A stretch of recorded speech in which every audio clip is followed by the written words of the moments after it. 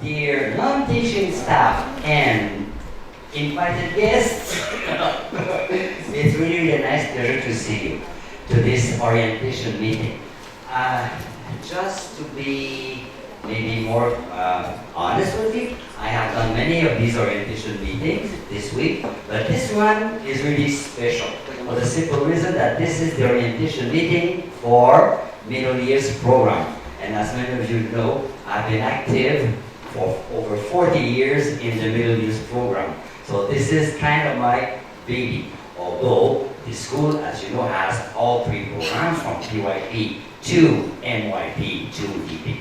But this orientation meeting is mainly to greet you, dear parents, because maybe your son or your daughter is now getting into the middle years program, which is a natural follow-up of the PYP. And when you start a new program, you always think ahead and you are probably thinking DP.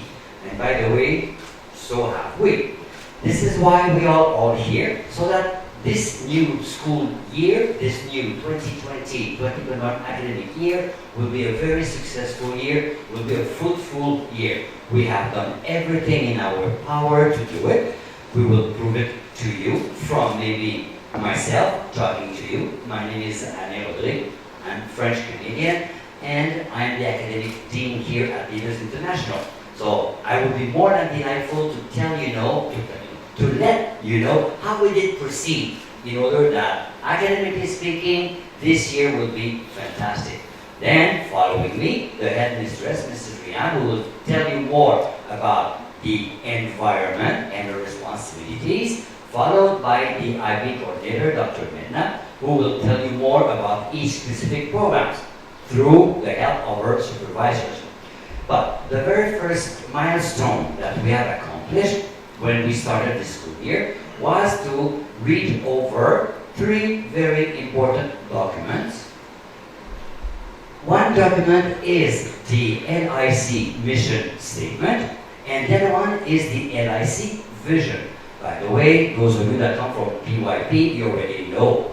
Those of you that have done some research on the internet, you've seen it. Because those are the documents that present the school, and we do present ourselves saying that we fully are a member of the International Baccalaureate, meaning that we are officially part of the network of the IB schools. Being part of this network, it is obvious that we had to align to the IB mission statement, which hasn't changed. COVID or not, it is there, and this is our framework academically. So we will follow these three contracts that I should say that we have, that I have among other things. The biggest contract that I had was to ensure that these documents are very well understood, should I say, excuse me. So what have I done in order that it would be better understood is that I took all of three and I put them into what we call, when I say I, it's we, okay? We have put them into a strategic plan. This strategic plan has 7 goals. Why 7? Because when I was young, you see, we always remember things that we have memorized at time. I remember the 7 marvels of the world. And one of them was the Pyramid of Egypt. Little was I to know that one day I would be seeing them, touching them, watching them. And I still love it 8 years later. So, anyway, let me introduce you goal number 1. Because goal number 1 is really the one that I had to care for. As you know, course outlines are what will drive the academic life.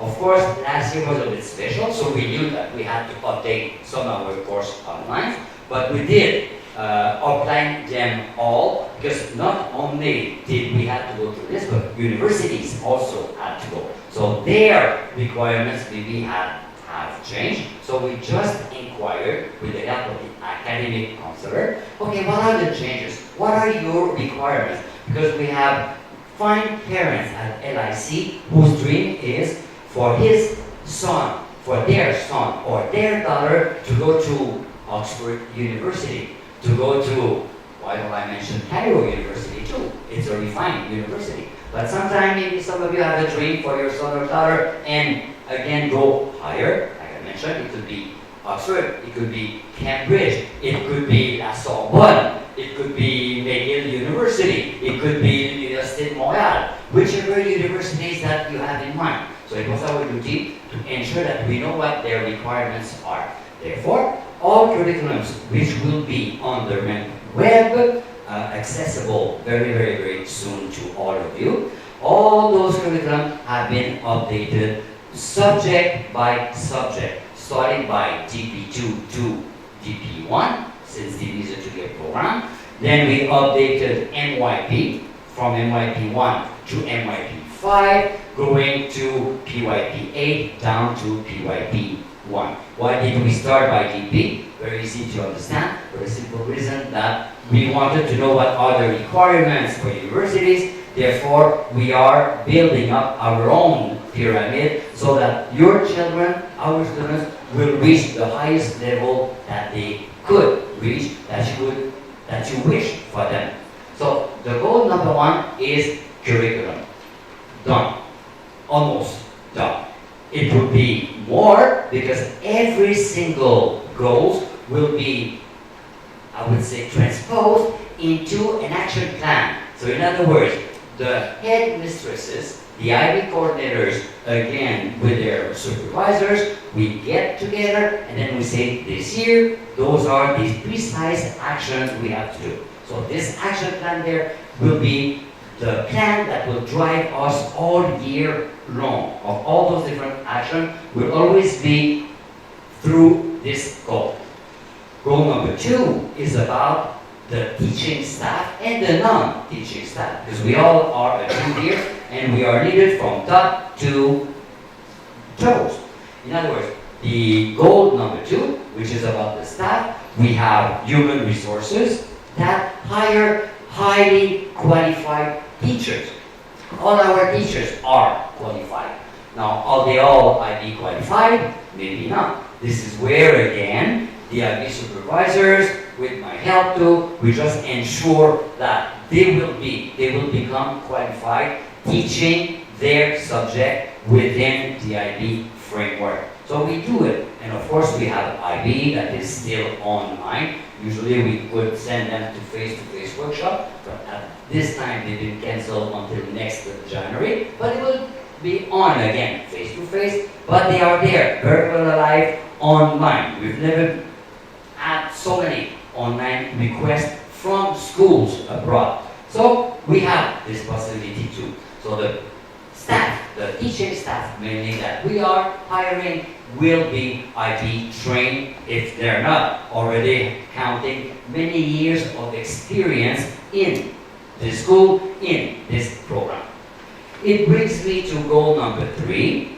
It's already a start. You were invited to this meeting. There is one reason to it. Is that we want to make sure that our message will go to you. Is that the community will never be forgotten. The community is a very important part of our mission. So in other words, we also know, I know that here there are many people that are experts. Many people whose expertise can bring a lot to the school too. So I don't know you all, but I will. Give me a few weeks and I will discover who are the pharmacists that will come here on site. Health. Who are the doctors? Who are the engineers? Who are other teachers? You have profession? For sure, that profession is honorable, and we at times will go to you the same way you come to us. This is why we are calling ourselves a school community. So definitely our goal number three will be to ensure that we are acting together for the good of the children. We call it in the IB terminology, the IB learner profile. All of us over here, we have samples of who we are. The goal number four is, again, although schools, we have a building, we have classes, we have environment, we have facilities, still, inshallah, we're going to be able to reach other side outside the school. We call it school outside the walls. It was easy before this so-called COVID crisis there, but still it is possible. We have the means, we still can reach the international community. We have the network for that. We have all what is needed to reach either it will be Asia, either it will be Africa. We are in Africa, but south of Africa, America. Vous m'avez, moi je peux vous aider facilement. And of course, you have Europe that is all there. So we definitely will be in contact with all the other world schools over there. So as much as we can, we are going to be building a specific program through the curriculum. So it's not a program that will be selected like this. No, it's a program that will have its reason. So that was goal number 4. Goal number 5, maybe you say that should be goal number 1, but for me they are numbered there, but all of them are on a rotation basis. So goal number 5 is about environment. Maintain a safe environment. And by the way, maintaining a safe environment has always been a concern for us. Either it was whatever it was, we always had this in mind. Maintain a safe environment for the students, for the school community, which includes, of course, the teachers. Now these days we have more to protect, but we are equipped to do this. We have people more than competent that are helping us do this. So nothing has been selected because we thought, no. What we have decided will be done because we know we have to do it. And if we have to find another way, because we are learning some more, we will do so. We have a team that is always finding out. So goal number 5 will be achieved with no problem. Goal number 6 is technology. Okay? So this technology, we never thought that it would be so fast to develop, but there it is. And it will not leave. It is there and it will continue. It is proving to whatever we knew already, is that technology is the strongest communication point that we could even have. It is there to stay, it will develop, it is up to us to continue developing it. And we are developing it. We can use it and we will use it, and your children will be using it too. The goal number 7 is because we want to prove to the school community that the IB is for everybody, okay? Meaning that it is an inclusion system. When we say inclusion, it's a system that is there, but sometimes if someone is not at par with the system, we have ways to ensure that this student will reach that part. As a matter of fact, we have a special department called Special Educational Needs. But you know, special educational needs doesn't mean that only that the child is in need of help. No, it also means that we have students, you have children that are talented. And this is one of my goals in goal number 7, is discover the future genius in math, the future writer, the future engineer, those of your children that have those special talents. And through the help of our staff, or even people that we know, we will help those children to again reach higher standards. So this is what we mean by goal number 7. We have a strong curriculum, but we want to help whomever will be needing help. And we have, again, the means to do it. What are those means? Well, they can come up to now that I know of 3 different ways. They can come virtual, we are organized for that. They can come face-to-face, we are organized for that. They can come blended, we are organized for that. If there would be another way, we will find it and we'll be ready for it too, because the team is more than competent. So we will have that. So whichever way it will have to be, there will be a way, so that 2020, 2021 will reach its goals. We will reach them together because we are united in one big goal, which is your children achieving success. If they achieve their success, you also will achieve success. We will achieve success, which is collaborative work. That's what we are going to do together. Now, maybe you want to know more about how those actions will be taken. I'm going to ask the headmistress, Mrs. Rian, to come to you and give you more details about the physical environment.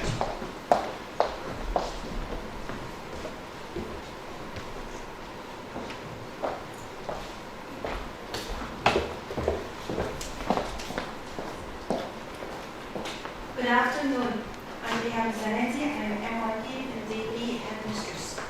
I've been working in the educational field for more than 30 years, and I'd like to assure you that this year will go as fruitful as you wish and as we all wish.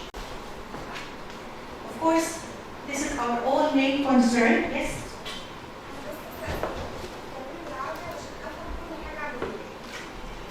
Okay. Okay. عرفت نفسي أنا ريهام السناتي نظرة الإعدادي والثانوي، وأنا بتمنى إن السنة دي تبقى سنة سعيدة علينا كلنا وكل التحديات اللي إحنا موجودين فيها. المين كونسيرن طبعا بينا كلنا هو الكورونا فيروس بريكوشنز.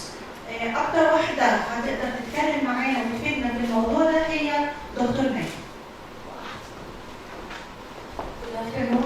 حاجة أنا محضرة السبيتش يعني بالإنجلش، بس أنا هحاول يعني أقراها وبعد كده هحاول يعني أقول بنفسي كده البوينتس اللي فيها بالعربي. It's my pleasure to welcome you to the new academic year, hoping it will be a fruitful and successful year to all our students. This last academic year has been very challenging to everyone with the outbreak of COVID-19, and while the challenge still persists, we will start this academic year fully prepared to face this threat, and will be reminded as long as the danger is still around. The school has developed a set of strict sanitary guidelines to be followed to ensure the safety of the students and the staff. First thing to be stressed on is the importance of wearing face masks by all our students. All staff taking the bus will be required to wear face masks during the trip to school and to home and at the end of the day.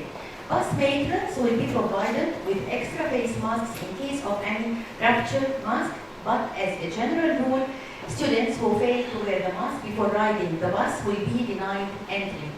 Buses also are to be sanitized twice daily to be prepared for the morning and the afternoon trips with proper ventilation. Upon arrival to the school, all students will be directed to a sanitizing gate or sprayers whereby their body temperature will be recorded. Here it is important to note that any student whose temperature will exceed 37 will be directed to the clinic for investigation.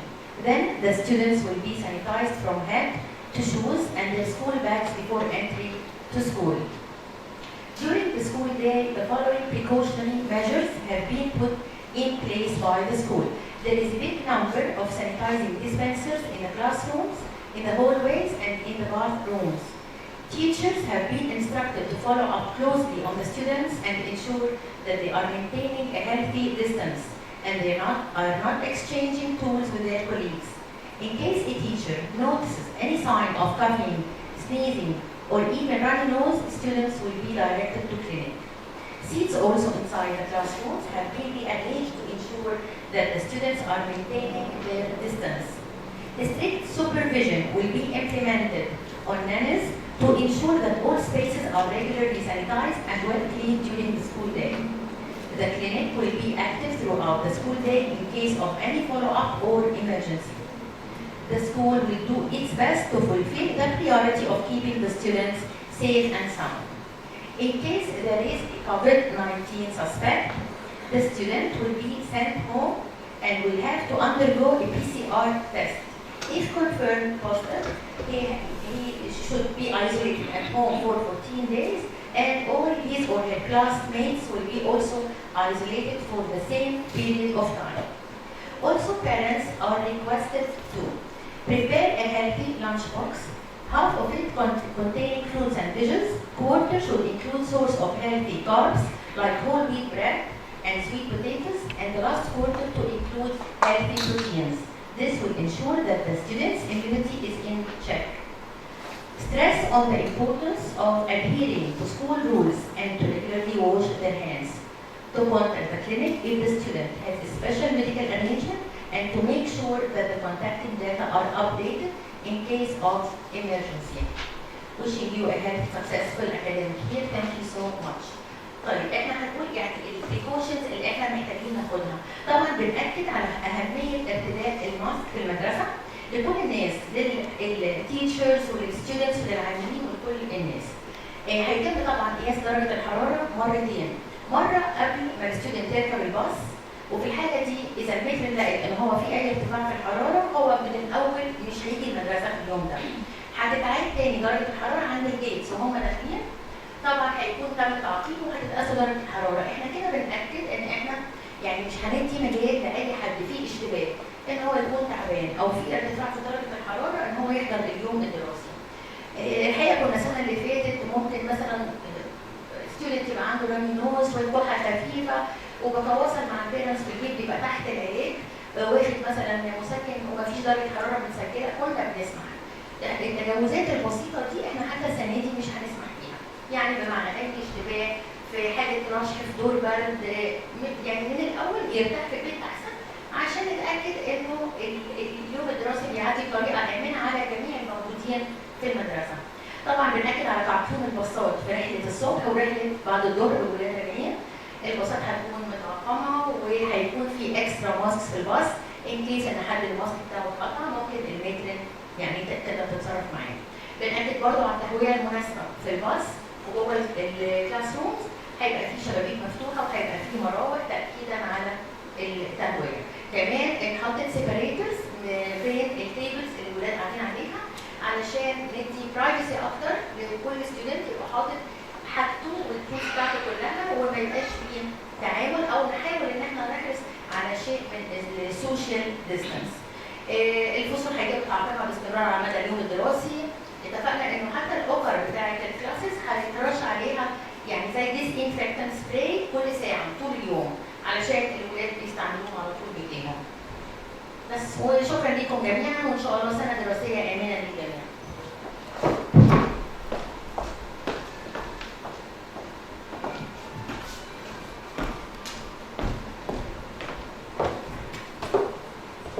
Now, we have agenda, which is MYP educational plan, MYP attendance policy, code of conduct, and communication channel. الأجندة اللي هتكلم فيها النهارده هنقول فيها 4 حاجات. هنتكلم فيها على النظام اللي احنا حددناه، الخطة بتاعتنا للأيام الدراسية. هنتكلم عن attendance policy، الحضور، سياسة الحضور ايه هي، الكود اوف كوندكت في اللي هو فيه له شقين، الشق اللي هو في المدرسة، شق تاني اللي هو في distance learning كود اوف كوندكت. الرابع حاجة communication skills communication channels، ازاي ان احنا نعرف نتواصل مع المدرسة. Educational plan, MYP school day timings. MYPs will not be at school. MYP students will be at school for a full day on Sundays and Tuesdays. Now, the gate will open at 7:55. First, they will enter school directly ahead towards the classes as we have cancelled the morning line and for their safety. First session will start at 8 till 8:15. It's breakfast time. 8:10 we are going to close the gate, so we can give a time for the students who are already late till 10 minutes past 8 to get in and go to their classes. بقول ان اليوم الدراسي عندنا في حد وثلاث هيبتدي الاولاد فول سكول داي، هيجوا المدرسه من الساعه 8 للساعه 1:30. البوابه هتتفتح الساعه 7:55. الفطار هيبقى من 8 ل 8:15. البوابه هتتقفل 8:10. بدايه الحصه 8:15 بالظبط. والسكول day end at 1:30. Mondays and Wednesdays, teaching will be online learning. First session will start at 8 and will end at 1:30. On Thursdays is task-based learning from 8 to 12. الاثنين will الأربع الأولاد هيبقى عندهم زوم سيشنز. زوم سيشن من الساعة 8 إلى الساعة 1:30. يوم الخميس هيبقى تاسك بيس ليرنينج، الأولاد هيكونوا من الساعة 8 للساعة 12 بيعملوا داونلودنج للحاجات الموجودة على الرانوات والتاسك المطلوب منهم. Attendance policy. Attendance is optional, but we as MYP administration would like so much, and you are highly recommended to come to school. We want you to be in school. We don't want you to miss the school, but it's optional for you. Parents, it's totally up to you. Wearing mask is obligatory. Yes, it is obligatory. They will not pass through the gate unless they are wearing the mask. If any student will be seen during school day taking off the mask or removing the mask, definitely he has to put it again, to wear it again, and we'll call the parents to tell him that he removed or took off his mask. If it is repeated, we will call the parents to come and take the students and take him home. Whenever it is at the beginning of the day, at the end of the day, middle of the day, I'm sorry, by the second time, they will go home. Morning lines and breaks are cancelled. This is due to corona precautions. As we make so much efforts that we don't want any students to be gathering a lot next to each other. Instead of that, we had a PE session for each class. Each class will go to the playground every day for one session, escorted by the PE teacher in order to have some fresh air and change the atmosphere of the class. Mobiles are to be switched off during school day. Mobiles will definitely each one will submit the mobile and it will be switched off. بتكلم على الحضور هو optional يعني اختياري. احنا بنحب ولادنا وبنحب ان هم يجوا، يعني هي راجعه لولي الامر، يعني عايز تجيب ابنك اتس اوكي. لكن احنا بالنسبه لنا we love our students. wearing الماسك ده اساسي، محدش هيطلع يدخل من بوابه المدرسه الا ما يكون لابس الماسك. لو في هو عنده نوع من الالرجي او ان هو في حاجه ميديكال بالنسبه له، بيجيب ورقه بتثبت ان هو ما بيقدرش يلبس الماسك بس هيلبس الفيس شيلد. morning lights will break cancelled علشان يكون ما فيش اي نوع من تجمعات الاولاد مع بعض. وعملنا بي اي سيشن، كل كلاس هينزل لوحده مع بي اي تيتشر، والموبايلز طبعا هتبقى مقفوله، مش هتكون مع مفتوحه، وهتستخدم وقت التيتشرز اللي هم بيطلبوا منها. في حاله ان الولد استخدم الموبايل في وقت غير المصرح به، هيتحط في زيب لوك وهيتسلم للهيد ميسترس، وهنكلم الولد وهنقول ان هو الكلام ان هو ما ينفعش ان هو يطلع البريك الروز. تاني مره البيرنتس هم اللي بياخدوا الموبايل من المدرسه. في كود اوف كوندكت، في عندنا 2 كود اوف كوندكت اللي هو في المدرسه وفي البيت. عندنا احنا هنا في 4 degrees. let's move to the second one, which is lots of infractions. One of it is class disturbance. It will go on detention. First one, detention, tracer, and parents will be informed. Second one will be after school detention, tracer, and meeting with the parents. Third one, suspension from 1 to 2 days, tracer, and meeting with the parents. Of course, I do not want at all to make suspend the students, but they will have to control themselves. These are the 4 degrees that we have. Already they are on the framework. أنا بتكلم على الكود اوف كوندكت في المدرسة، إن الأولاد لازم يلتزموا فيها. إحنا عاملين ديجريز لكل تصرف من تصرفات الأولاد، بنديلهم فرصة مرة واثنين وثلاثة. الكود اوف كوندكت ده اوريدي نازل على الفريمورك وكل الكلام اللي فيه بالكونسيكونس مود. Distance learning code of conduct, parents are requested. Please parents, this is very important because when we had the Zoom sessions previously, we faced some problems. So this is exactly what we want from you. Parents are requested to provide their son or daughter with proper internet connection, charged laptop, suitable environment, especially suitable environment. We don't want to see any student sitting on bed. Please let him sit on the desk, dining room or wherever in order to be prepared to start his session. Students should wear school uniform t-shirt. We don't allow pajama, please. Please, this is learning time, so they have to stick to the procedures. Students should access Zoom meeting through laptop, not mobile phone, because some features are disabled on the mobile application. I know that lots of mobiles are with our students, but it's preferable the laptop in order to have all the features on it. Students should refrain from using any weird, inappropriate names to log in. We have also noticed that the students uses names that are not their own names. The nickname or whatever, it's not allowed. If the teacher is going to see a name that is not a student name, she will not allow the student to join the Zoom session.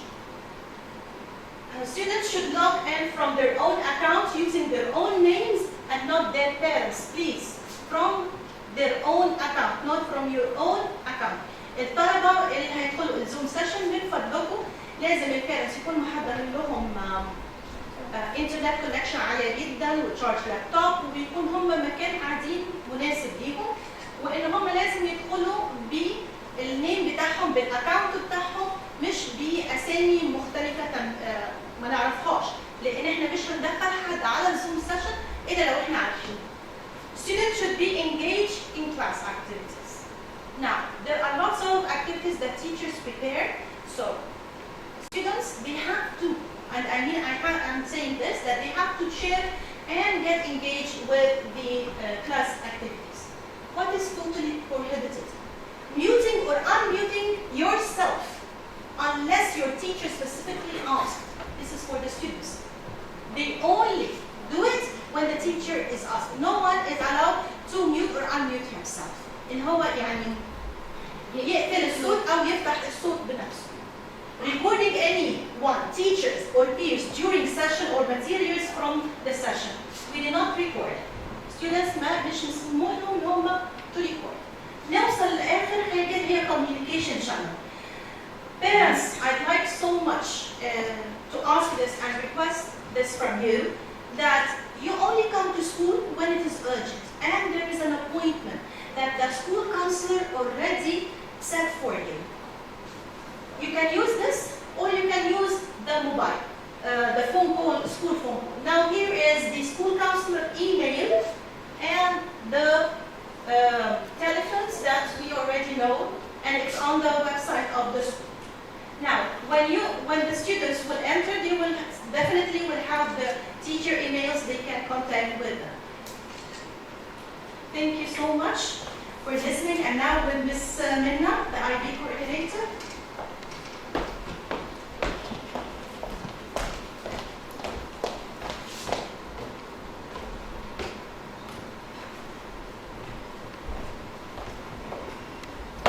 Good afternoon. I'm Ms. Minna Shawqi, the MYP and DP coordinator at Leaders International College. So I would like to ask each and every one of you, what is your ultimate goal as a parent? ايه هو هدفك كولي امر؟ نفسك تشوف ابنك ازاي بعد 10 أو 15 سنة؟ How would you like to see your son or daughter after 10 or 15 years? Think. So would you like to see them as a doctor? Maybe. As an engineer? Or would you like to see them as an influential person who has a great impact on his society, who is an effective member of the society, who is able to face the challenges of the ever-changing world? So are we better preparing our students for the future? Do our students really have those 21st century skills? How do you know? What's your evidence? ايه دليلك ان ولادنا عندهم المهارات اللي هتأهلهم ان هم يواجهوا المستقبل المتغير ده؟ ايه دليلنا؟ هل دليلنا achieving good grades, passing standards exams, even entering top universities، يدخلوا أحسن جامعات، يدخلوا كليات القمة. هل هو ده الدليل إن الولاد مستعدين إن هم يكونوا successful people أو ناس ناجحين في الماركت بليس؟ So it's not necessary. Even we have examples of doctors who entered top universities and they were not successful in their careers. So it's not necessarily evidence of mastery of skills needed for the global marketplace. يعني إنه الدرجات مش هي الدليل الوحيد لأن الولاد هيكونوا قادرين إن هم يكونوا ناجحين في المستقبل. طيب ازاي بقى ال MYP program أو ال Middle Years program better prepare the students for the future? Actually, the MYP program equips the students with these skills and attitudes that will help them face the demands of the future. يعني البروجرام بتاع ال MYP في الحقيقة هو كأنه بالظبط بيسلح الولاد، وأنا بحب أستخدم الكلمة دي إن هو بيديهم السلاح أو الأسلحة اللي هتخليهم قادرين إن هم يواجهوا التطورات السريعة جدا للمستقبل. إزاي ال MYP program بيعمل كده أو إزاي ال MYP program بيساعد الولاد على كده؟ أنا هتكلم عن ال features of the MYP program in details. أول حاجة هنلاقي in the middle of the program the IB learner profile, and those are 10 attributes that the students develop all over the program in order to be able to cope with the challenges of the future. هم 10 ملامح للمتعلم، ال10 ملامح دول هم دول اللي احنا all over the program سواء كان في ال PYP في ال MYP أو في ال DP، احنا كتيتشرز بنشتغل على ان الولاد يطوروا الملامح دي فيهم. So this is the first feature of the MYP program. The second feature is something called the global context or the conceptual understanding. So the conceptual understanding, they are 6 areas of life in which our students explore and inquire into them and develop well-informed ideas about. بمعنى ان هم 6 سياقات عالمية. السياقات العالمية دي كل السبجكت بتشتغل على ان هي تخلي الولاد يبحثوا في السياق العالمي ده، يقدروا يعرفوا اكتر عن السياق العالمي ده، وده بيخليهم يقدروا يربطوا ما بين المواد وبعضها، وده اللي بيميز سيستم ال MYP عن او سيستم ال IB عن اي other system، انه بيساعدهم يعملوا ترابط ما بين المواد وبعضها. ده اول فيتشر من او تاني فيتشر بعد ال IB learner profile اللي هي conceptual understanding. الفيتشر اللي بعد كده the conceptual understanding، والconceptual understanding هو الفهم عن طريق المفاهيم، بمعنى ان احنا we teach students through concepts, through the bigger idea. Well, I usually love to use this example. Instead of teaching the students the second world war, we teach them the concept of conflicts. So when we teach them the concept of conflicts, they could apply it to any war, a war that happened before.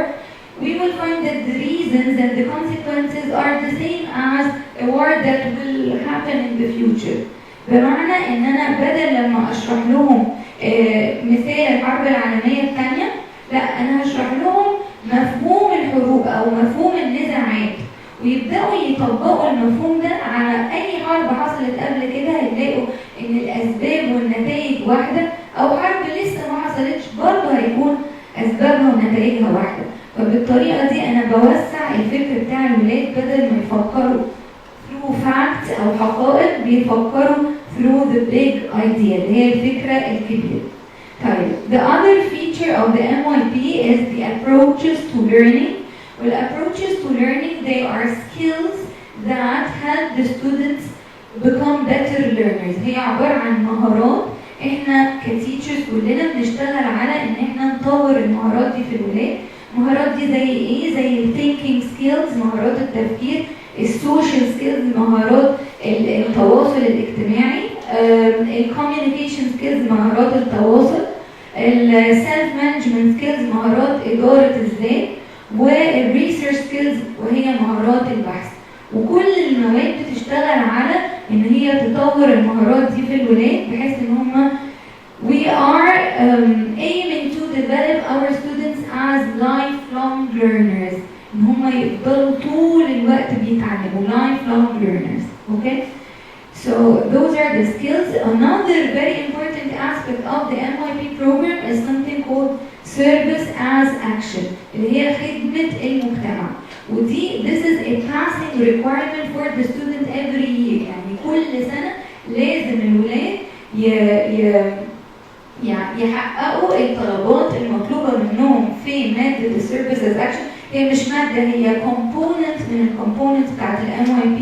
ميس رشا حجاج هي ال MYP سيرفيس از اكشن كوردينيتور، وهي بتساعد الولاد ان هم يدخلوا في سواء كانت ايفنتس او اكتيفيتيز. الاكتيفيتيز دي هدفها ان هي تخدم المجتمع بتاعهم.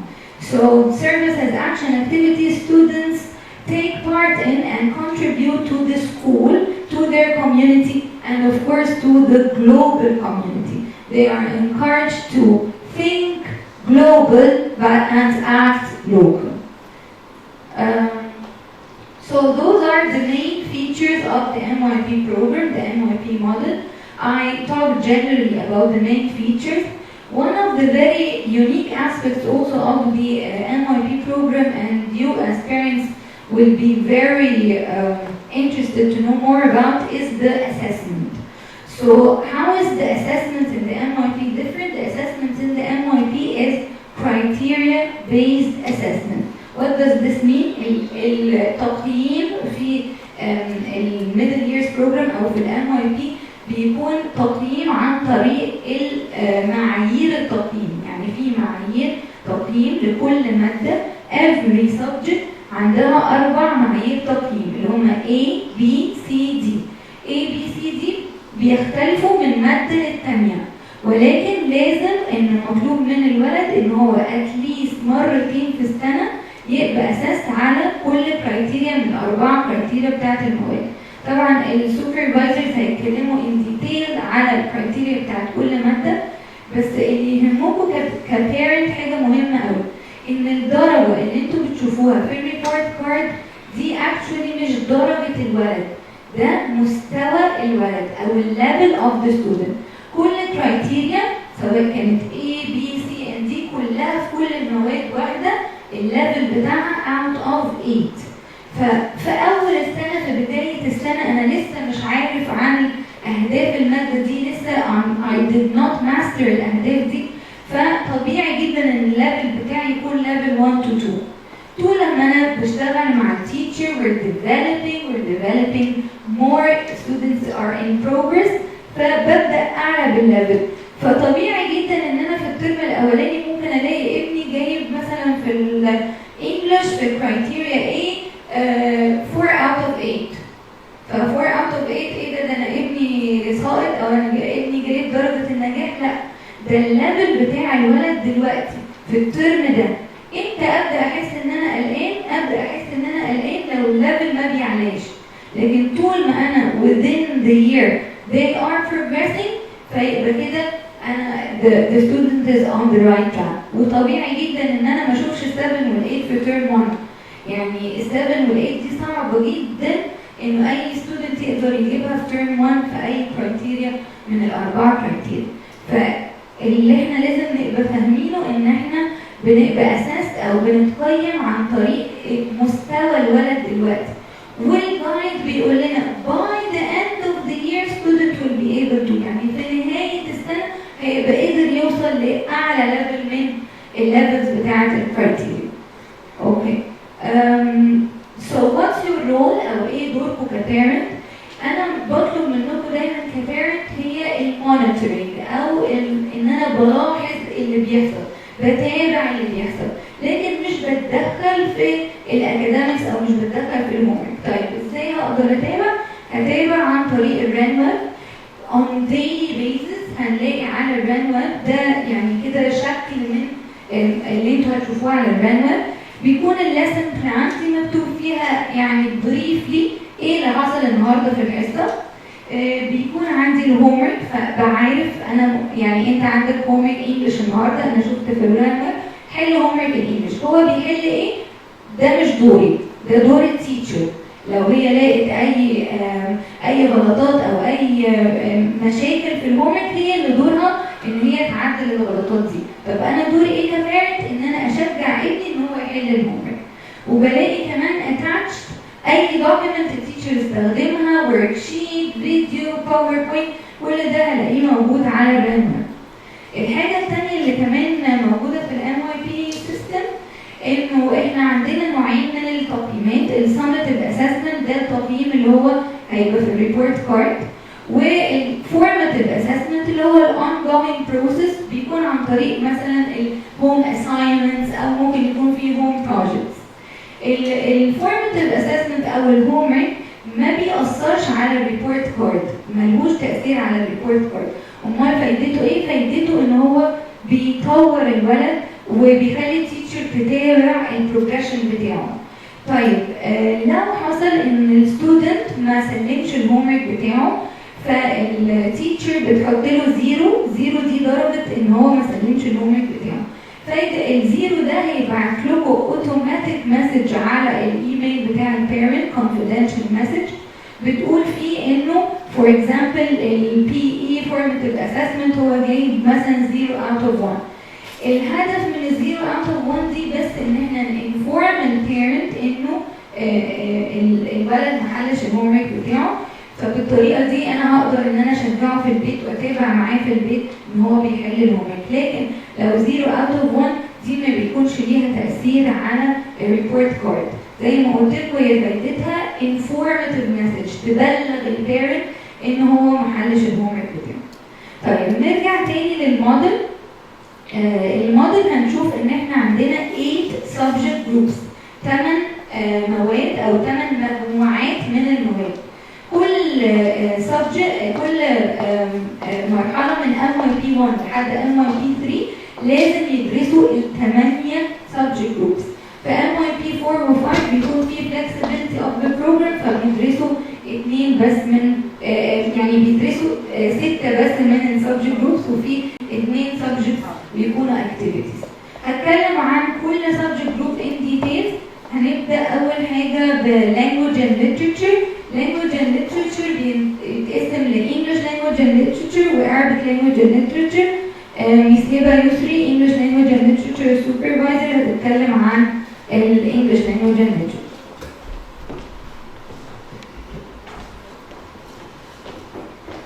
Good afternoon, everyone. Dearest parents, distinguished authorities, and honorable colleagues and staff members, let me first wish, on the behalf of the MYP Language and Literature Department, wish all of us a fruitful and productive academic year, inshallah. First of all, it gives me immense pleasure to introduce the staff members of the English and Literature Department, Ms. Yara Mohammed, Ms. Hassan Al-Arabi, Ms. Radwa Bahi, Ms. A. Aiz,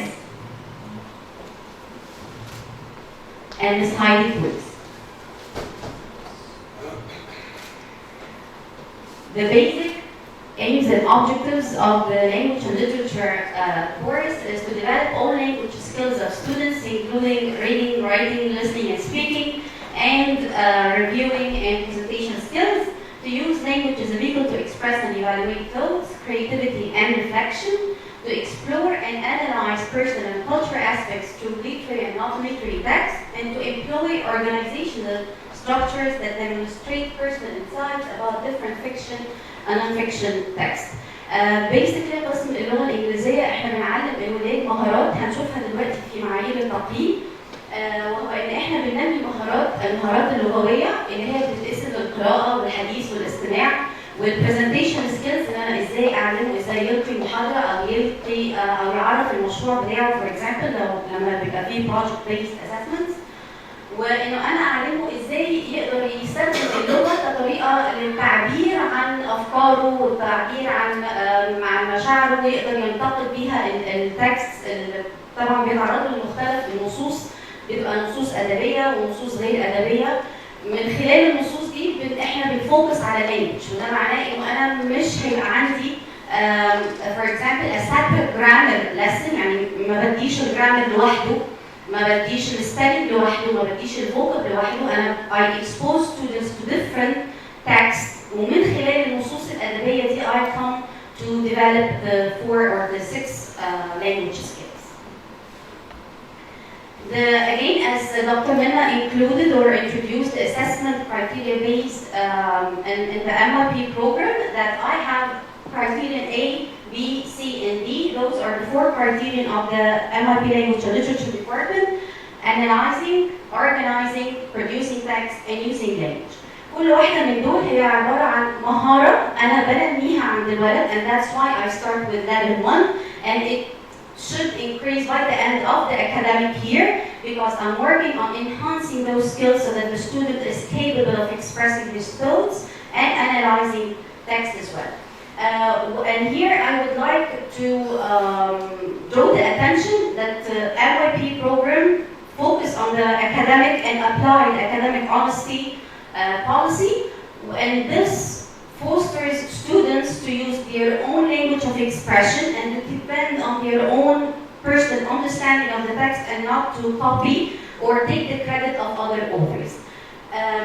عندنا في الاسسمنتس في MYP في Language and Literature احنا بنركز جدا على ان الولاد تستخدم طرقها هي في التعبير، طرق فرديه، بمعنى انه انا عندي بوليسي او عندي نظام للامانه العلميه او الامانه الفكريه بتخلي الولد يخسر درجه الاسسمنت لو تم اثبات ان هو نقل الحاجه دي، او ان الحاجه دي جايه كوبي بيست من على الانترنت زي ما اولاد كتير للاسف بتعمل.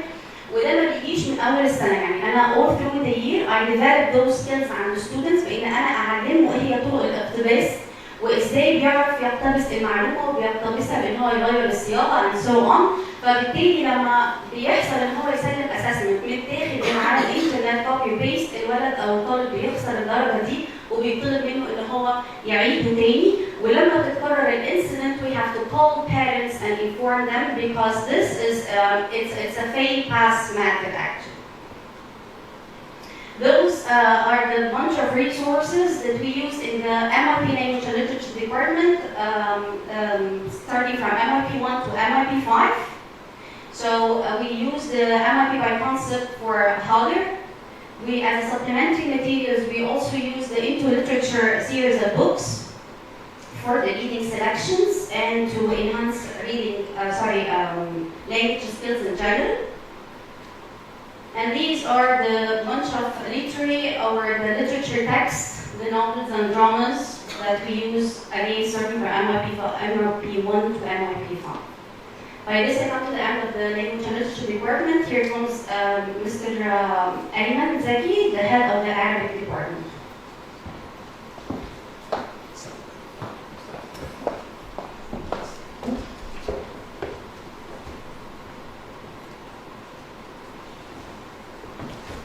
بسم الله الرحمن الرحيم والمستعين، والصلاة والسلام على أشرف المرسلين سيدنا محمد المبعوث رحمة وهدى ونورا للعالمين، أما بعد.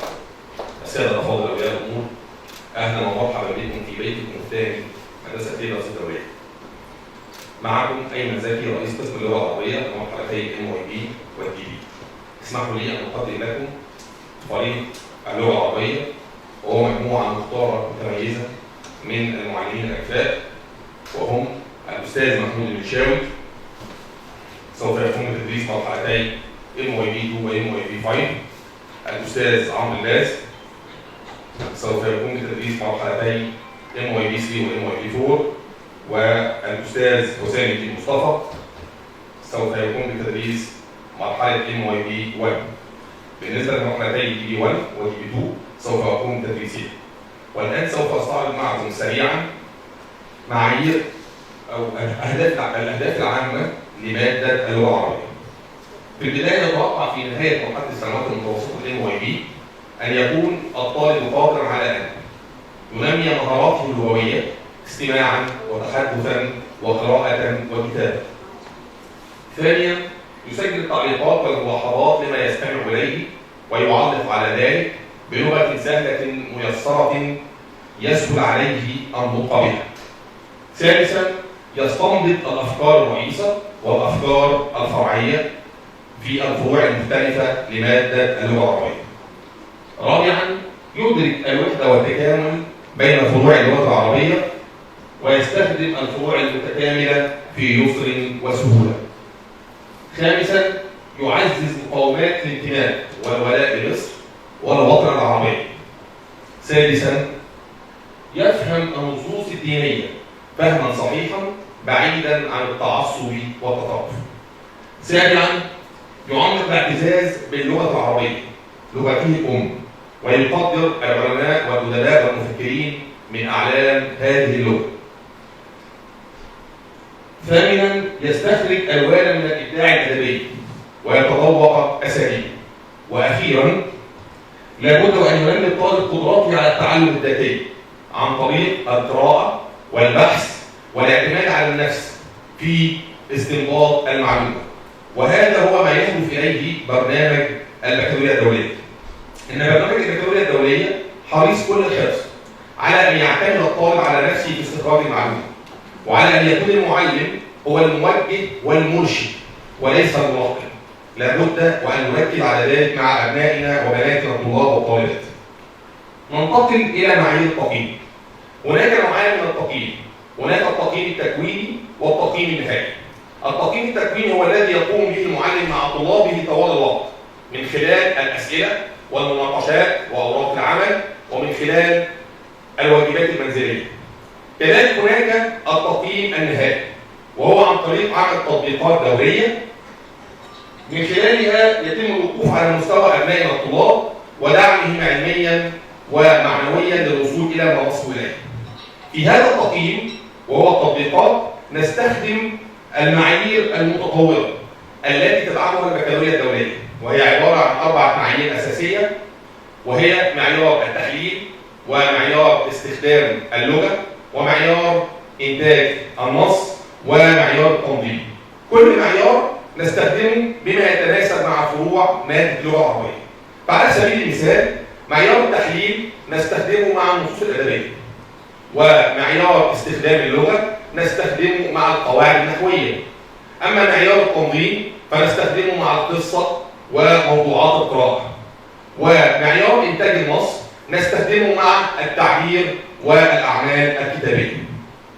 الى جانب ذلك فنحن حريصون كل الحرص على دعم النشاط المصاحب للماده العلميه لاحداث عمليه الجذب، وذلك من خلال الانشطه الصفيه واللا صفيه. مثال ذلك اشراك الطلاب في دعم العمليه التعليميه بعمل انشطه متنوعه على الدروس والقراءه الحره والتلخيص والترجمه من لغه الى لغه لكي يقارن بين لغته الام وما فيها من اعجاز واللغات الاخرى.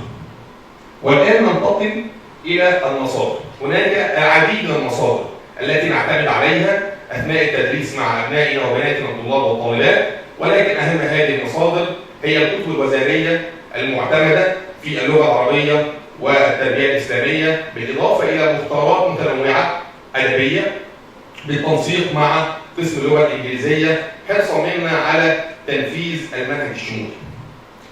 في النهايه كل عام وانتم بخير، وبمناسبه هذا العام الدراسي الجديد اتمنى من الله سبحانه وتعالى ان يكون عاما موفقا لنا جميعا، وان يحفظنا جميعا من الوباء والبلاء، وان يساعدنا على ان ناخذ بايدي ابنائنا لكي نصل بهم الى دار الامان. هذا وبالله التوفيق، والسلام عليكم ورحمه الله وبركاته.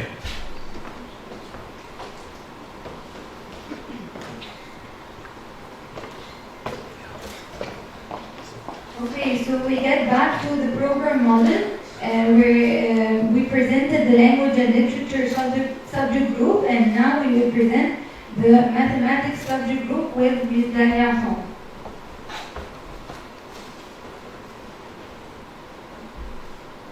Good afternoon. First, let me introduce the math team members. Mrs. Lilith, Mrs. Dania, and Mrs. Saba. Thank you. Okay, so students through the 5 years of the MYP program have to go all through the 4 branches of mathematical study. Okay, The first branch is numerical and abstract reasoning. The second branch is thinking with models. Branch number 3 is spatial reasoning, which is the geometry. And the fourth branch is resonating with data or the statistics. Okay, so we have 4 assessment criteria. I'm sorry, I'll translate. Okay, so these are دول الأربع branches اللي هم موجودين في أي حتة الألجبرا والجيومتري وفي بري كالكولس لجريد MYP 5. دي البرانشز بنغطيها في ال5 سنين بتوع MYP بروجرام. مش لازم كل سنة نغطي كل البرانشز، بس هو اكشلي احنا بنعمل كده. فهو الاي بي بيلزمنا ان احنا خلال ال5 سنين نغطي كل الاقسام بتاعت دراسة المنهج. We have 4 assessment criteria, which means that we have 4 different types of assessment. First one is criterion in knowing and understanding, and this comes in the form of classroom tests and examinations. Criterion B, investigating patterns, and it comes in the form of mathematical investigations. Criterion C, communicating, which is real-life problems that requires logical structure and presentation in different forms. Criterion D, applying mathematics in real-life context, which is real-world problems, models, and projects. دول 4 أنواع من الامتحانات مش بنمتحن الولاد بطريقة واحدة بس. أول طريقة كرايتيريا إيه بتقيس اللي هو المذاكرة والفهم بتاع الولد، ودي برضه الليفل بتاعها أوتو إيه زي ما اسمنا قالت، دي الامتحانات العادية. بنيجي على تاني نوع من الامتحانات اللي هو الانفستيجيشن، يعني قدرة الولد إن هو يوصل للرول بنفسه، وإحنا بندربه على الحاجات دي جوه الكلاس من خلال الكتب بتاعتنا. تالت نوع اللي هو الكوميونيكيتنج، أو اللي هو يعمل برزنتيشن، المسائل اللي بتتحل بأكتر من طريقة. الكرايتيريا دي اللي هي يعمل بروجكت او يعمل موديل مجسم لحاجه ماثيماتيكال او يحل وير بروبلمز. كلهم ما فيش حاجه اهم من الثانيه. يعني ساعات الولاد بيفتكر لو في برزنتيشن بعملها في البيت ان هو بينقلها كده خلاص بيحطوا صور، لا كلهم من ايه؟ يعني كلهم متساويين زي بعض، فما فيش حاجه اهميتها اقل من الثانيه. فاهم حاجه لو في اسسمنت مطلوب في البيت ان احنا نعمله ونسلمه. The resources, we use Oxford books for the MYP, and they are designed specially for the MYP program. كتب Oxford دي معمولة مخصوص لل MYP، فاحنا بنستخدم الكتب بتاعت Oxford. راسموس ده ويب سايت مهم جدا جدا، نفعنا جدا في الاونلاين ليرنينج وقت الزوم سيشنز.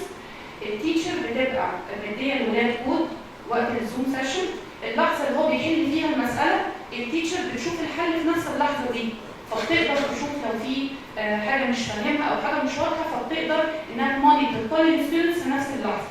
انا جايبه سامبل كده سكرين شوت، هتلاقوا على الشمال اسامي الستودنتس وفوق الحته الخضراء دي different type of questions، يعني دي كل الاسئله التيتشر حطاها، ممكن تبقى فيديو عليه اسئله، جراف، اي نوع من انواع الاسئله بتتحط، وتشوف الدوتس اللي حضراتكم شايفينها دي البوينتس بتبين كل ستودنت حل ايه وما حلش ايه. وبنستخدم برضه الويب سايت ده ساعة الامتحانات بتاعت الاونلاين. ان شاء الله we have a fruitful and successful year ان شاء الله. Thank you.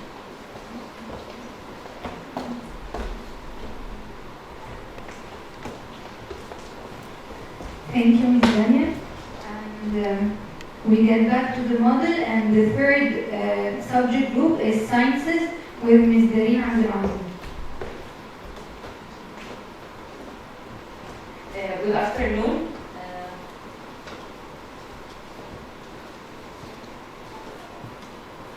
I'm Dr. Darina Abdelaziz, Sciences Supervisor. Firstly, I introduce my team, the Sciences team, Dr. Omar Sharif, Salwa, Dr. Amira Marwa, and Dr. Moon. Firstly, I will introduce the aims of the subject, the sciences, guide students to investigate issues through research, observation, and experimentation work. It connects between science and everyday life. It also let the MYP student investigate real examples of science applications, and finally the students discover the difference between morality and ethics in terms of science. أهداف الساينسز في MYP إن الولاد يشتغلوا بإيديهم experimental work, ان يبقى عندهم السكيل اوف ريسيرش، الساينتفك ريسيرش، ان هم يربطوا ما بين الساينس وما بين الحياه، ان هم بس مش بيدرسوا الساينس كحاجه صالد انا بعرف المعلومه، لا هو بيربطها بالديلي لايف. والاكزامبلز دي طبعا هم اللي بيعملوا ريسيرش عليها وبروفايدد باي ذا بوك. ان هم بيقدروا يربطوا ما بين الاخلاق والمبادئ، يعرفوا ديفرنس بين ده تحت الامبريلا بتاعت الساينس، لان الساينس دايما بيبقى فيه ريليشن ما بينه وما بين الاخلاق. الاسسمنت كرايتيريا there are the four criteria. Criterion A, knowing and understanding. Criterion B, inquiring and designing. Criterion C, processing and evaluating. Criterion D, reflecting on the impacts of science. معايير التقييم هم 4 زي ال other subjects. Criterion A بتميجر معرفة الولاد، وعادة بتبقى هي البيبر ورك بالامتحانات. Criterion B, inquiring and designing. how يعني ازاي هم يقدروا تديزاين for example الاكسبيرمنتس العلميه، وطبعا عندنا اللاب فيه كل حاجه احنا محتاجينها، بيبقى هو مطلوب ان هو ساعات زي الساينس فير اللي هنبتدي بيه السنه، ودي يعني حاجه اوبليجاتوري لازم يعملها. الساينس فير الاي بي المفروض انها حاجه اوف ذا مين ريكوايرمنتس، حاجه من الحاجات الاساسيه المطلوبه في ترم 1 انه يعمل الساينس فير. الساينس فير المفروض ان هو اكسبيرمنت هو بيفكر فيها ويديزاين ويبتدي يمشي على الستبس التيتشر بتاعته بتساعده ان هو يمشي عليها، اللي هي الانفستيجيشن ستبس.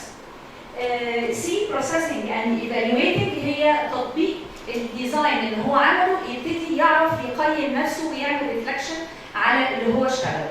Finally, criterion D, reflecting on facts of sciences، اللي هو المفروض ان هو يبتدي يابلاي ده على ازاي يوصل المسج دي. فور اكزامبل ان هو يكريت موديل، فور اكزامبل ان هو يعمل برزنتيشن. Finally, our resources, we are using MYP by concept by HODL, designed for the IB system, starting from MYP 1 till MYP 5. Thank you. Wish you a fruitful year, inshallah. And now with the language acquisition subject group, we are offering French and German. Madam Azda Bakli and Sarah Magdi will talk to you about.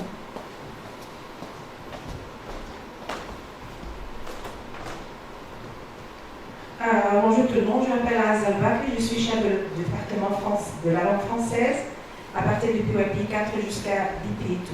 I would like to introduce myself. My name is Azda Bakli. I'm the head of department or supervisor of the French department, starting from PYP 4 till DP2.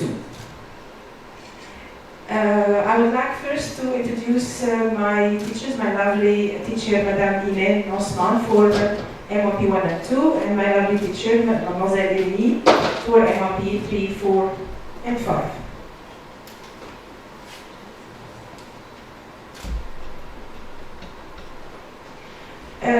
First of all, أنا اسمه مدام إيمان MYP 1 و 2, Mademoiselle Eleni MYP 3, 4, and 5.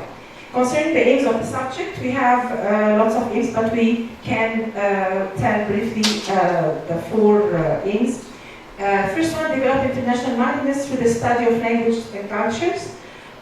بنحاول نخلي الطالب يتعرض لمواقف مختلفة علشان ننمي القدرة إن هو يتعامل مع العالم كله مش بس بطريقة internal. Enable students to understand and use the language they have studied in a range of contexts and for a variety of purposes. بنخلي الطالب برضه بنشجعه إن هو يبقى قادر على إنه يفهم ويستخدم لغات مختلفة، لغة ألمانية، لغة فرنسية بنفس الاهتمام. Develop students' awareness of the importance of language in relation to other areas of knowledge. الطالب برضه بننمي التوعية بتاعته بمعرفة أهمية استخدام اللغة. زي ما قلنا برضه أي لغة بقت مهمة جدا دلوقتي في أيامنا. Provide students with a basis for further study, work, and leisure through the use of an additional language. And you know now it's not important only to have certificates and studies. It's very, very important to gain more than 1 or 2 or 3 languages. زي ما احنا عارفين ان اللغات دلوقتي هي بتؤهل اولادنا مش بس الدراسات او مش بس الشهادات، طبعا هي مهمه جدا، بس طبعا ميتريزي لا لونج او التمكن من اللغات بتبقى حاجه مهمه جدا في العالم كله دلوقتي. Concerning the assessment with Mademoiselle Sarah. Herzlich willkommen, liebe Eltern. Ich bin Sarah, die MYP und DP Fachleiterin und Lehrerin. Welcome, dear parents. I'm Sarah, the German MYP and DP supervisor and teacher. Now I will talk about the assessment criteria as Ms. Minna said. هنتكلم على الأربع معايير اللي هم مشتركين في كل المواد، بس هنتكلم دلوقتي في language acquisition سواء French أو German. حضراتكم هتلاقيهم على البرين ويب. الفيرست criterion اللي هي criterion A comprehending spoken and visual text، إن الولاد يقدروا يفهموا النص المقروء ألا هو listening. Criterion B comprehending written and visual text which is reading، يفهموا النصوص المقروءة. Criterion C communicating in response to spoken and or written or visual text، this is speaking, and criterion D is writing. فهم دول الفور سكيلز اللي احنا بنقيس الولاد عليهم. زي برضه ما ميس هبه قالت، هو مش بس جرامر وفوكابري، لان الولاد ما بيمتحنوش جرامر وفوكابري، لا احنا دي ثرو السنه بنستخدم دول كوسيله ان هم يقدروا زي في اي كورس لما بيروح بيمتحن الفور سكيلز، الليسننج والسبيكينج والريدنج اند رايتنج، فهم برضه هيبقى عندهم 4 امتحانات، والليفل اللي هو الماكسيمم 8. Concerning our resources for the French for language, we have to make or to keep the articulation between different years, MYP 1 through MYP 5. We have a book called Pixel based on benchmark and standards and especially the cadre européen de la langue française.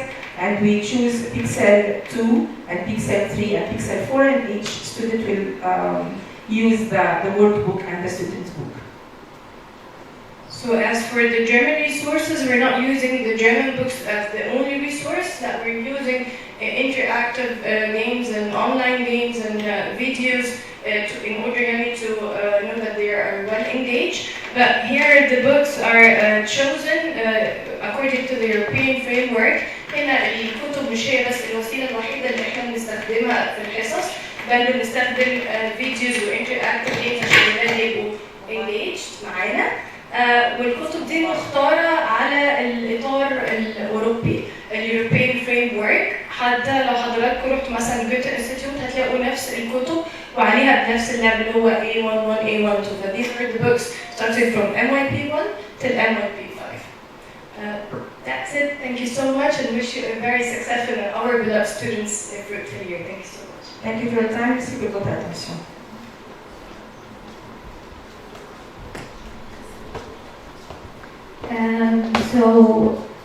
We discussed 4 subject groups, and now we're moving to subject group number 5, which is the individuals and societies. Individuals and societies is taught by Ms. Debbie Kani. She's going to teach MYP 1 students this year, and Mr. Amr Riyad is teaching MYP 2, 3, 4, and 5. So for the individuals and societies, المادة دي بتتكلم عن ايه؟ هي بتتكلم عن علوم المجتمعات، علوم الافراد والمجتمعات individuals and societies. So in this subject, students are inquiring into historical, contemporary, geographical, political and economic factors that have an impact on individuals and societies and environment. يعني الولاد هيدرسوا عوامل مختلفة بتأثر على الفرد وبتأثر على المجتمع، زي العوامل دي عوامل تاريخية أو عوامل سياسية أو عوامل اقتصادية. Students are going to use harder برضو MYP by concept books. For MYP 1, 2, and 3 they are studying individuals and societies. لما بيروحوا في MYP 4 and 5 بيدرسوا history، بيدرسوا التاريخ. يعني في 1 و 2 و 3 بيدرسوا الافراد والمجتمعات كالعلم كله، يعني بياخدوا كل الاسبكتس بتاعته. لكن في MYP 4 and 5 بيدرسوا الهيستوري أو التاريخ. طبعا الهيستوري اللي بيدرسوه بيكون history international history. بيمروا بالديفرنت eras وازاي different eras دي أثرت على الحضارة دلوقتي. بعد كده هنروح ل subject group number 6 which is the design. الديزاين في ال MYP من المواد اللي very unique where you will only find in the MYP program. This design subject is branched into two branches: the product design by Miss Fatin Bayoumi and the digital design by Miss Rasha Hadid. So students will study two branches of design. هي MYP 1 و 5 هيدرسوا digital design, MYP 2, 3 and 4 هيدرسوا product design. طيب في product design it's all about using tools, materials and systems to produce a 3D product. يعني الولاد مطلوب منهم في product design ان هم ينتجوا منتج 3D، منتج 3D باستخدام ايه؟ باستخدام ماتيريالز مختلفه، باستخدام تولز مختلفه. الفكره ان هم بيتقيموا على اساس الاربع ستيبس بتوع انتاج المنتج او البرودكشن اوف ذا ديزاين. بيكونوا they are following the design cycle, they investigate and then they start planning for producing the product, and then they start producing the product, and then they evaluate their final product. أما في الديجيتال ديزاين فبرضه they follow the design cycle to solve problems through computer systems. The study of digital design equips students to create برضه بيعملوا product من الديزاين. يعني ممكن يعملوا ويب سايت، ممكن يعملوا interactive game، ده في خلال يعملوا زي حملة توعية، يعملوا فيديو دوكيومنتري، فيديو يستخدموه في مع مواد تانية كinterdisciplinary. دي هي كانت الجروب نمبر 6 which is the design. Group number 7 is the arts. Okay, الارتس بيتقسم في ال MYP into two branches: the visual arts اللي هما by Miss هالة كامل, she's teaching visual arts for MYP 1 and 2, and the performance arts by Miss Basant Al-Arabi. Miss Basant is teaching drama for MYP 3.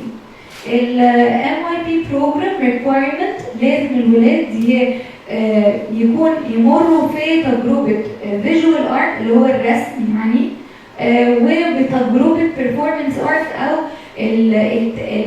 العمل اللي فيه تأدية يعني بيؤدوا فيه. فكان في من الاختيارات ممكن ميوزك، ممكن دراما، أو ممكن يكون دانس، بس احنا اخترنا الدراما عشان الدراما كمان بتساعد انها تقوي اللغة بتاعتهم. It aims of the MYP arts to encourage and enable students to create and present the art, develop skills specific to the discipline, engage in creative exploration. واحنا حتى بنقيمهم على التفكير الابداعي، يعني في criteria اسمها creative thinking، ودي من الكرايتيريا اللي بيتقيموا عليها. Respond to and reflect on art and deepen their understanding of the world. من الحاجات اللي انا لازم اقولكم عليها ان ال8 subject groups دول كلهم نفس اهمية بعض، يعني مفيش مادة مهمة اكتر من الثانية، كلهم بيتقيموا فيهم على 4 كرايتيريا، كلهم درجاتهم بتكون في ريبورت كارد، كلهم مطلوب منهم ان هم يسلموا الاسسمنتس في ال4 كرايتيريا. اخر سبجكت جروب هي physical and health education. مستر احمد عبد الرحمن هو السوبرفايزر الفيزيكال اند هيلث education.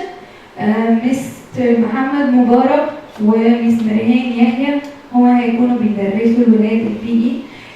البي اي مختلف السنه دي عن اي سنه قبل كده، ان احنا الولاد مش هيكون عندهم بريك تايم، بس انستاد هيكون عندهم الفيزيكال اند هيلث education.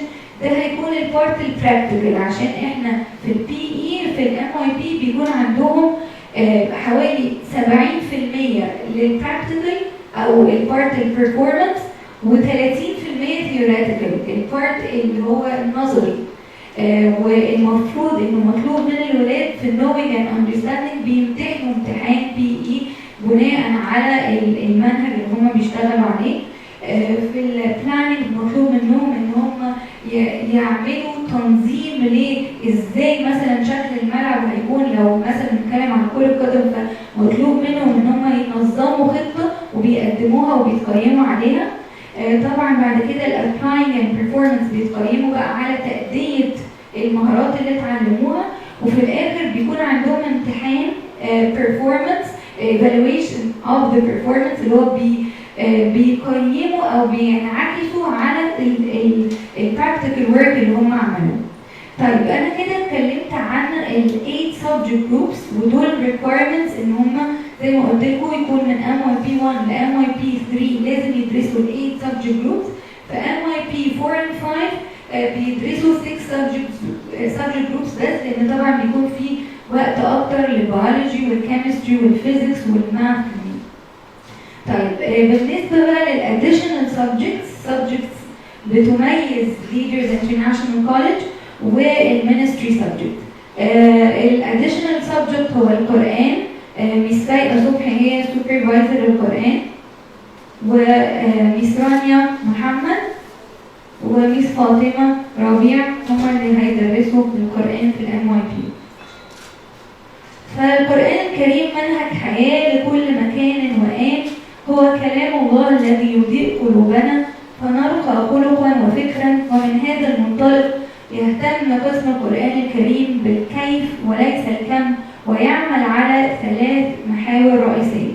ال3 محاور هم الحفظ بالتجويد، تنمية مهارة التدبر والتأمل من خلال تفسير الآيات وربطها بملامح المتعلم، وكمان التقييم والمسابقة، وده بيكون في نهاية كل وحدة.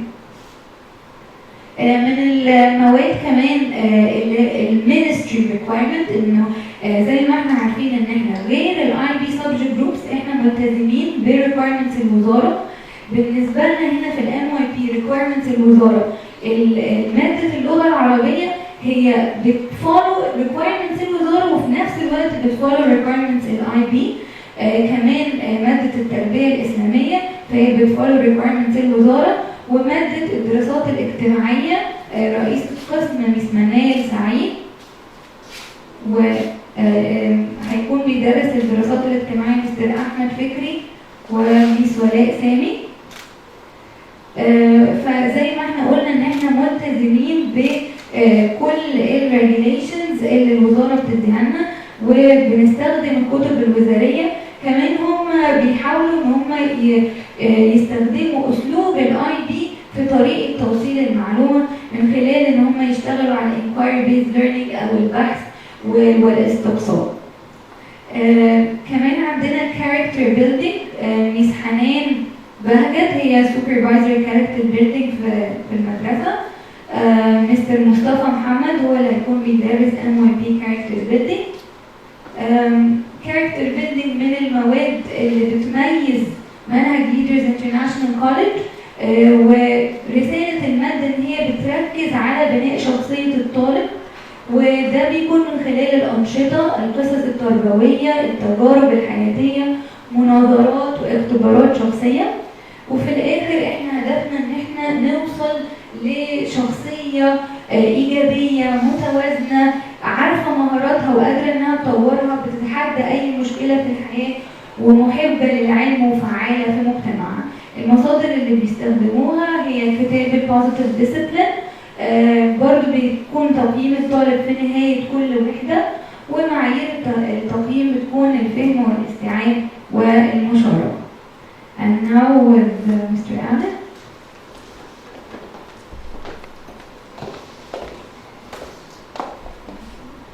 Thank you very much, Dr. Manna. Thank you very much, all speakers, and thank you very much, dear parents. So, I just want to add one thing about the beauty of MYP is that although it seems that we described to you some German teachers, we have the math teachers working with any other subject group. And by the way, it is a must from IB MYP. So the subjects are connected together because we don't believe that the human being has 8 little drawers, one for math, one for French, one for this, one for that. No, we are a common person, therefore we all working all together. This is why collaborative times are even included in a teacher's schedule, no matter what. So I would like now to open the floor to any questions. Any question that would maybe be the academic, I will be with Dr. Medna happy to answer to them. If you have any other question about the building, it's not the building itself, but about how we are going to do it, the code of conduct and the headmistress. One little thing though, if you ask me how many bulbs we have, I will not be able to answer you. Alright? That I can ask the electrician of the school, he will answer you. Okay? So if you want to please maybe limit your question to question that will be academic, question that will be of us here. It will be my pleasure. Maybe Dr. Menna has a second microphone. If you want to raise your hand, we will bring you the microphone. Okay? There's a mother. Maybe she's a mommy. انا عايزه اسمعهم فيديو بيشرح ان ديتيلز ازاي طريقه البيرنتس ان هم يعملوا لوجن على بران ويب، واحنا الستودنتس بنعلمهم في المدرسه ازاي الطريقه ان هو يلوج ان على بران ويب، فما تقلقش. كل ده لما يجي المدرسه اول يوم هنديله اليوزر نيم والباسورد بتوعه. I heard Brand Web. I heard Brand Web. Okay. I know that I've been promised by Karen, our technician, who will be email you a PowerPoint on Rent Web. Is that what you said? See, I didn't even know when we compete one another. This is great. Any other question? There's a lady over there. Maybe you want to approach yourself? You want to come? And my son is a newcomer. Welcome. Thank you. He doesn't take German before, so will it be a problem for him? Will he be in MYP 1? MBY 4. Okay. Oh, okay. Another thing about language acquisition, foreign languages, is that we work them out through phases, okay? And no matter what, the program has this. So when your child will be coming in, he will be indicated which phase he belongs. If he never had any German, he will be in phase 1. If he had before, then the teacher will do an evaluation test and will say, okay, this child is maybe phase 2 or phase 3 or phase 1.5 or whatever it is. So any child that comes to a new language, it is so easy when they start. They are automatically phase 1. No matter what, if they are in MYP 1, 2, 3, 4, 5. Because the language program does not work through the years. We work through phases. Sometimes some teachers don't like it that much because they are at their program MYP 3, they are all phase 2, and all of a sudden say, cuckoo, there is a phase 1, and you must take care. And they all are trained to do that too. Plus, if there is more problem, we also have support from the SEN department. So it will not be lost at all. More question. You want to come forward? If you want to come toward the front. السلام عليكم ورحمة الله وبركاته. أنا سعيدة جدا باللي أنا سمعته، وعارفة أنا بتحدث اللغة العربية لأني موجه لغة عربية أصلا. فاللي هسأل فيه مش الجانب الأكاديمي لأنكم ما شاء الله الشرح وفاه تماما. أنا هسأل عن الجانب الاجتماعي. ابني منقول السنة دي من بلد تانية للقاهرة. طبعا هيبقى نقلة اجتماعيا ونفسيا بالنسبة له مقلقة جدا. فالموضوع ده شاغلني قوي، فعايزة أشوف إزاي ده هيتم السيطرة على الجانب ده بشكل يحببه في المدرسة والتواصل معاها وإنه يحب يجيها إزاي. شكرا.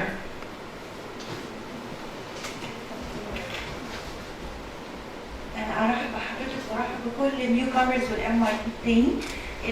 أنا فاكرة أحمد هو جاي من بورسعيد وفاكرة إن هو نقلة من مدرسة بريتش سكول وجاي مدرسة. أنا عندنا التفاصيل الكاملة لأحمد، لا تقلقي خالص إن شاء الله. إحنا هنا النيو كامرز يبقوا عندنا معانا في كل خطوات. المدرسين يبقوا عارفين مين هم النيو كامرز، عارفين ازاي يستوعبوا الاولاد، عارفين ازاي ان هم يخليهم يوجدوا صداقات ليهم حتى لو هو في نوع من الصعوبه.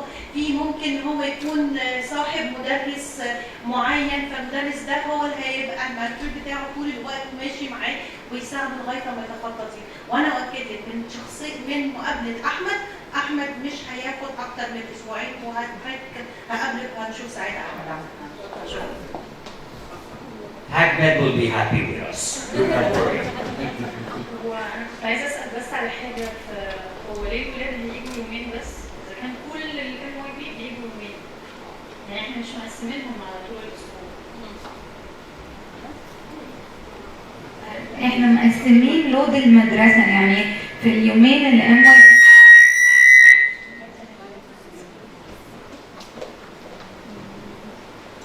في اليومين اللي MYP هيكونوا موجودين فيهم PYP مش هيكونوا موجودين، PYP 6 و 7 و 8، بحيث ان احنا نستخدم كل الفاسيلتيز اللي موجوده بحيث ان الولاد يقدروا يتحركوا اكتر في ممكن البلاي جراوند، الساينس لابس، الكمبيوتر لابس، ده يخليهم اكتر مفيش تنوعات يعني.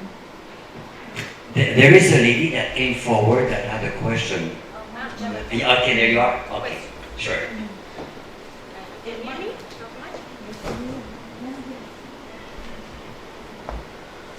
I have a student in MYP 1 this year, and I want to transform A him. child or student? A student in MYP 1. Okay. And I want to transform his second language from French to German. And I know it's not forbidden from the IBO in MYP 1.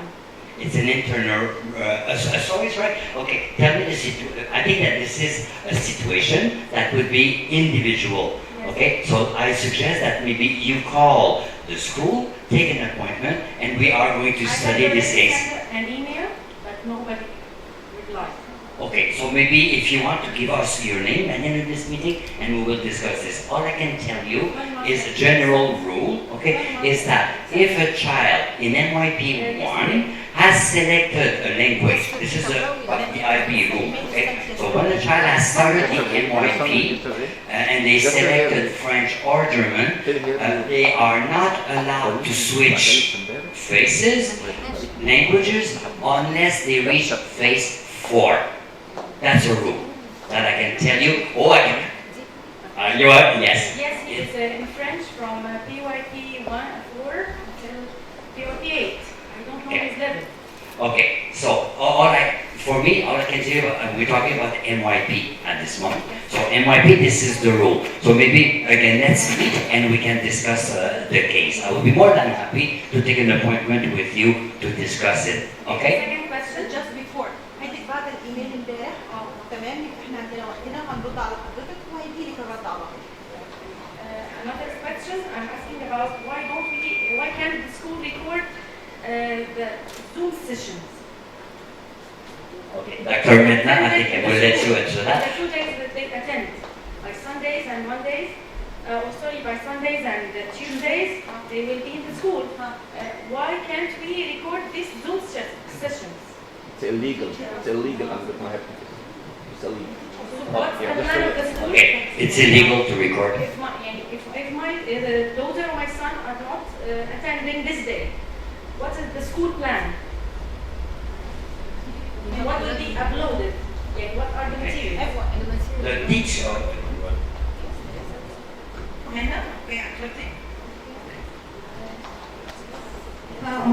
هو لما ميس نهام قالت ان حضور اوبشنال، طبعا ده الحضور اللي هو يوم الاحد والثلاث، لكن يوم الاثنين والاربع لازم الولاد ان هم يحضروا الزوم سيشنز بتاعتهم.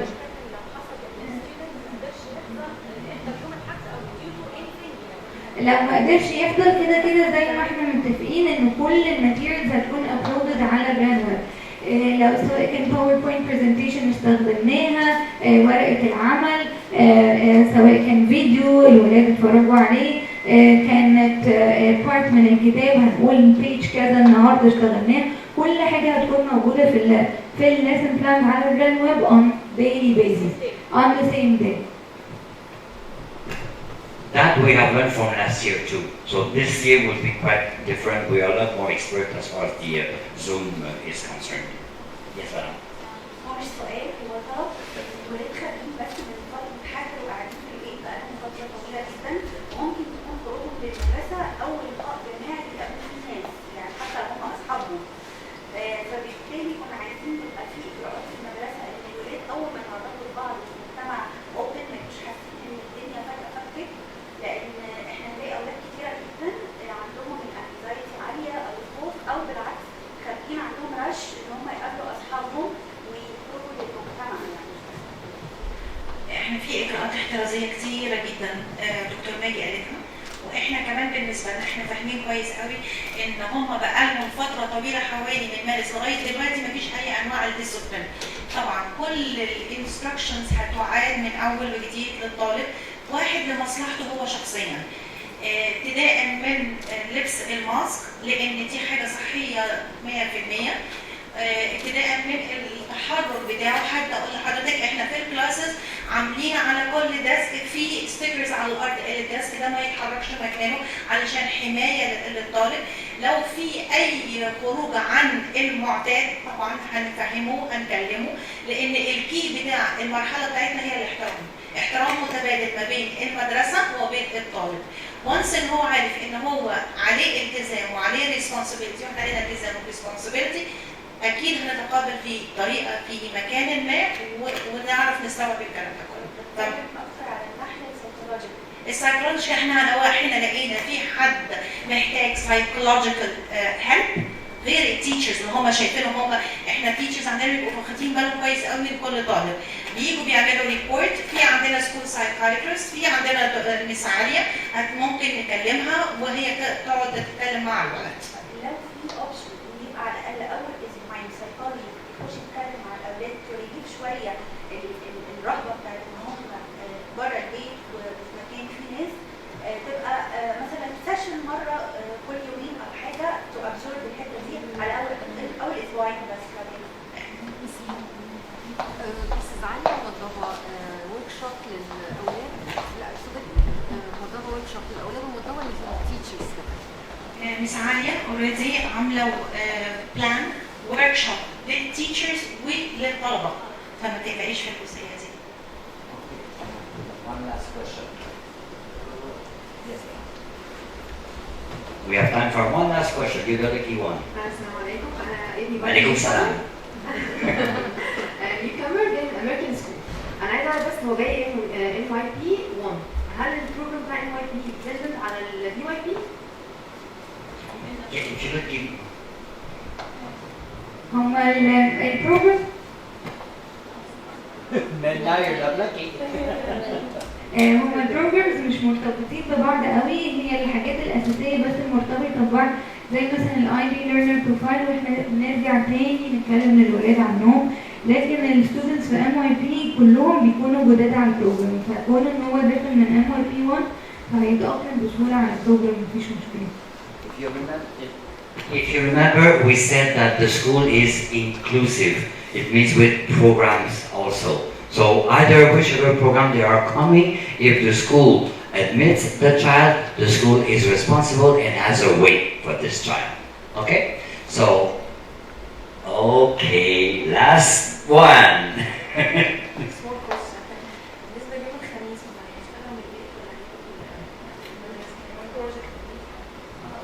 بالنسبة ليوم الخميس فهو هيكون اونلاين ليرنينج من الساعة 8 للساعة 12. عندهم سكادجول هيتحط في الوقت السكادجول ده ماتيريالز يشتغلوا عليها، سواء كانت باوربوينت بصوت التيتشر، سواء كان فيديو، سواء كان تاسك بيز، ممكن يطلب منهم ريسيرش يعملوه في وقت ال 30 minutes ده علشان يبريزنتوا في الكلاس لما يجي. لا هيدخلوا على الران ويب في الوقت ده، يعني 30 minutes دي هيكون في تاسك مطلوبة منهم ان هم يعملوه في التايم ده. Okay, so my conclusion would be, at the end of PYP, the students come out with a report card. At the end of MYP, they will come out with a certificate. At the end of DP, they will come out with an international diploma and a dual certification. So this is why we are so proud that here your child's success will be achieved differently. So ladies and gentlemen, will be touched through the communication channels that we described to you. So again, if there is one of us that you would like to get an appointment, you know who to call, where to write to, and I will be more than happy to meet with you for any details, any information you may need. So thank you very much for coming in. Stay safe. Excuse me just one second. من فضلكم أنا محتاجة من حضراتكم حاجة مهمة جدا. أنا عايزة الأولاد هم اللي يجوا يتكلموا يعبروا عن نفسهم بالمشاكل اللي عندهم بwhatever. عايزة أدي responsibility للأولاد ومش هينفع ندي responsibility دي ولو هو معتمد إن بابي أو مامي هو اللي هيجي. فرجاءً يعني أنا عايزة الأولاد هي مرحلة انتقالية بس نعتمد عليهم نديهم الفرصة. Thank you so much. Thank you.